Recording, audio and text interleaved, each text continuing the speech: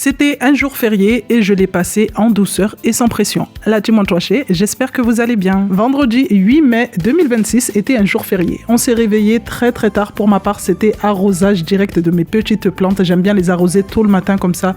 Je sais qu'elles profitent de l'air frais avant d'avoir le soleil de toute l'après-midi. Vous savez déjà comment j'aime trop mes plantes, comment j'en prends soin et surtout qu'il y a quelques semaines, le lapin de Kylie avait bouffé mes plantes de tomates. J'en ai pleuré ce jour-là. Je vous l'ai pas dit dans la vidéo, mais j'ai clairement pleuré pour des plants de tomates. Là, ça commence à repousser tout doucement et je suis trop contente. Après avoir arrosé tout le monde, direction la cuisine pour aller finaliser les sambusa de mon mari. Mon mari, ça fait déjà plusieurs semaines qu'il en voulait, mais franchement, Shida. Comment vous dire que Shida, vraiment Shida Kengaswa. Bref, je me suis motivée, j'ai réalisé la pâte plusieurs heures avant avec cuisson et ensuite je vais venir tout doucement séparer feuille par feuille. Cette recette à pâte à samoussa, je l'ai piquée à ma copine chef Poapoya. Franchement, chef Poapoya, je t'aime, je t'aime. Regardez comment mes bandes étaient parfaites.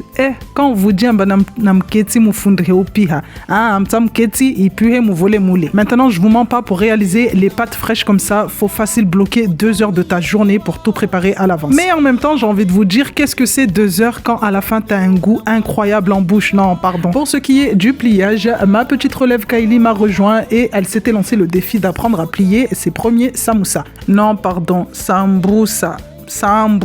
J'ai pris mon rôle au sérieux et en tant que mère, j'ai appris à ma fille à faire de magnifiques pliages comme ma mère me l'a appris il y a quelques années en arrière et comme ma grand-mère l'a appris à ma mère il y a des années en arrière. Pour une première fois, franchement, je trouvais qu'elle s'en était très bien sortie. En fait, ici à la maison, Kylie est vraiment l'enfant qui adore cuisiner. Elle adore apprendre tout ce qui concerne la cuisine. En fait, elle aime trop. Elle a même une bibliothèque de livres où c'est que des livres de cuisine. Au niveau des ustensiles, elle a plein d'ustensiles de cuisine et franchement dans quelques années si elle vous annonce qu'elle ouvre son resto, ça m'étonnerait même pas. Après, en tant que mère, j'essaye au maximum de lui apprendre pas mal de petites astuces pour qu'elle puisse s'améliorer en attendant qu'elle commence ses études en cuisine. Et oui, parce que madame a décidé de faire des études en cuisine. Bon, comme toujours en tout cas, après l'effort, le réconfort, on en fait cuire quelques-uns et on déguste notre merveilleux travail de la journée.